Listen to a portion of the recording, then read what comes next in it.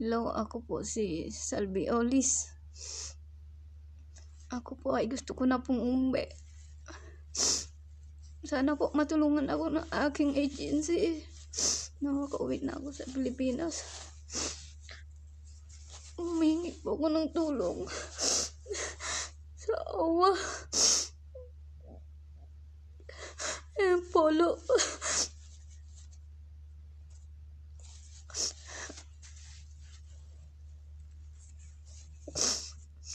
Gusto ko na pong makauwi ng Pilipinas. Sana tulungan niyo po ako.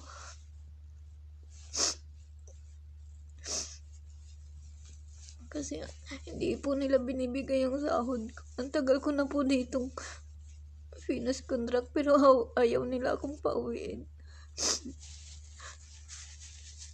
Tapos sabi nila sa akin, pag gusto ko daw umuwi,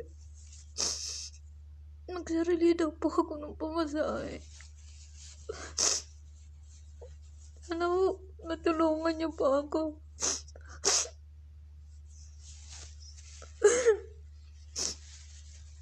Kasi pa matagal na po ako nagpapaalam sa kanila. Ayaw nila akong payagan umuwi.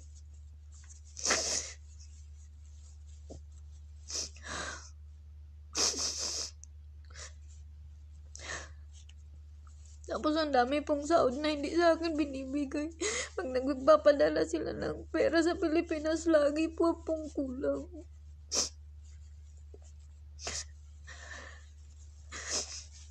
Tapos lagi po akong kinukutusan ng amo kong lalaki.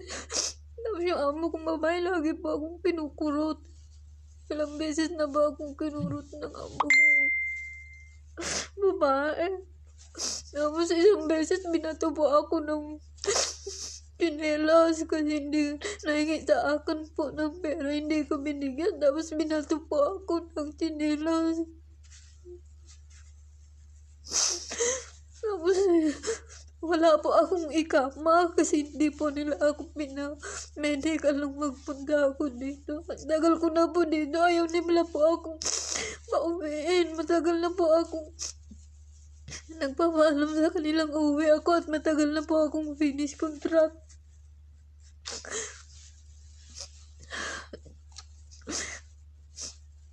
Mag-apat na taon na ba ako dito? Malapit na ba ako mag-apat na taon na? Ang agency ko po, Step Up International Manpower.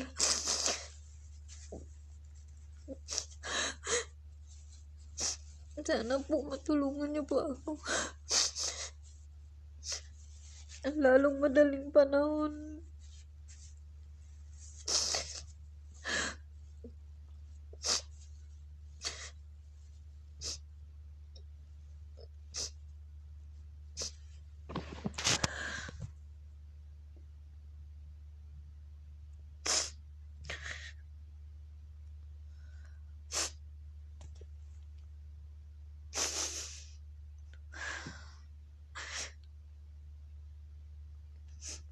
Nahingi po ako ng tulong sa inyo, Sir Happy Tulfo.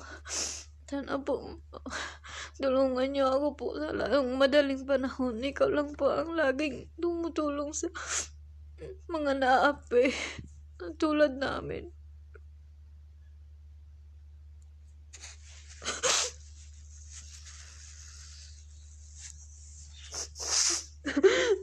Gusto ko na po umuwi. Ayaw nila akong pauwiin. Tagal ko na pong finish contract dito.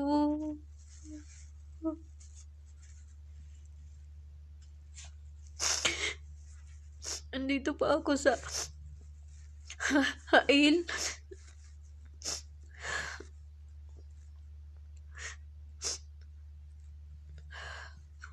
Tapos ang address nila sa Anastastra. Sana po matulungan niyo po. Lalong madaling panahon. Gusto ko na po umuwi.